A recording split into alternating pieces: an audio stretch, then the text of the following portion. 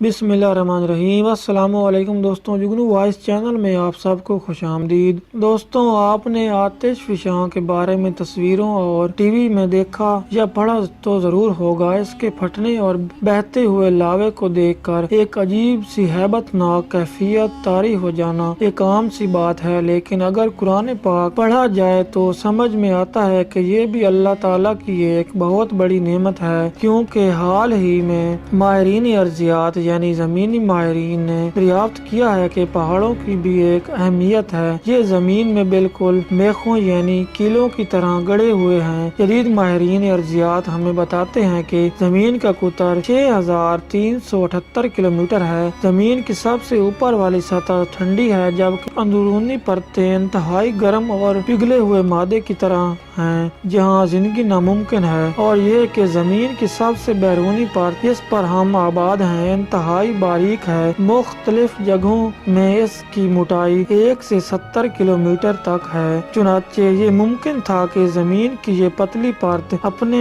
ऊपर बोझ की वजह से किसी भी वक्त डगमगा जाती। इसकी एक वजह बल पड़ने का अमल है, जिसके नतीजे में पहाड़ बनते हैं और जमीन को इस्तेकाम मिलता है। लिहाजा इसी वजह से इस पर पहाड़ों को मेखों की तरह बना दिया गया ताकि जमीन का तवाज़ुन बरकरार रहे। कुरान मजीद फुरकान हमीद में इसके बारे में इरशाद बारी ताला है कि क्या ये सच नहीं है कि हमने जमीन को फर्श बनाया और पहाड़ों को मेखें बनाया। नाज़रीन गिरामी, आतिश फिशां की 3 अक़साम होती हैं। नंबर 1 जिंदा आतिश फिशां, नंबर 2 खुफ्ता आतिश फिशां और नंबर 3 पर है मुर्दा आतिश फिशां। जिंदा आतिश फिशां ऐसा आतिश फिशां है जिसे मादे का अखराज वक्तन फवक्तन होता रहता है और हर थोड़े वक्फे के बाद इसका लावा निकलना शुरू हो जाता है। इसके बाद है खुफ्ता आतिश फिशां। दोस्तों, बाज आतिश फिशां ऐसे होते हैं कि वो तवील अरसे तक खामोश रहते हैं। इसके बाद अचानक ही इनमें आतिश फिशानी का अमल शुरू हो जाता है। और तीसरे नंबर पर है मुर्दा आतिश फिशां। ऐसे आतिश फिशां जिसमें किसी जमाने में आतिश फिशानी होती थी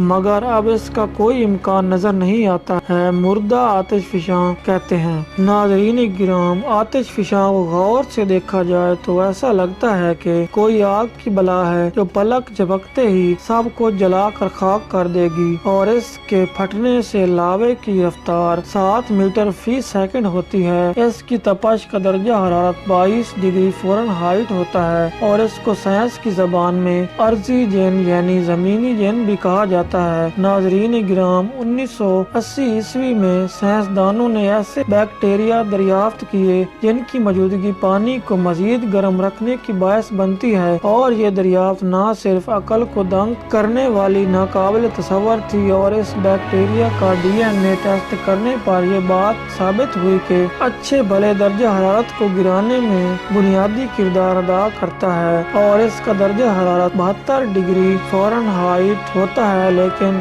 इस तहकीक से ये बात सामने आई कि इन बैक्टीरिया की अक्सर तादाद ऐसी भी थी जो कम गर्म पानी में जिंदा नहीं रह सकती। इसके अलावा आतिश फिशां पहाड़ों का लावा पानी में 2 किलोमीटर तक जाकर पानी का दर्जा हरारत खतरनाक हद तक बढ़ा देता है, जिससे खतरनाक गैसेज और जहरीले मादों का ज़हूर होता है। इसके अलावा पानी में पाई जाने वाली तमाम मखलूक भी इस लावे की वजह से मर जाती हैं। नाज़रीन गिराम, इसके अलावा ऐसे आतिश फिशाओं का भी पता चला है जो समुंदर की तह में होते हैं और इन्हें क्वाची वल्कानो कहा जाता है और इसका बहने वाला लावा 45 किलोमीटर तक जा सकता है। जब साइंसदानों ने इन आतिश फिशाओं का दर्जा हरारत देखने के लिए कैमरा इनकी अंदर वाली तह में डाला और ये देखकर कुदरत खुदाबंदी पर अश कर उठे कि ना तो इस लावे ने समुद्री माहौल को जहर आलूद किया और ना ही इससे कोई आबी मखलूक की मौत हुई।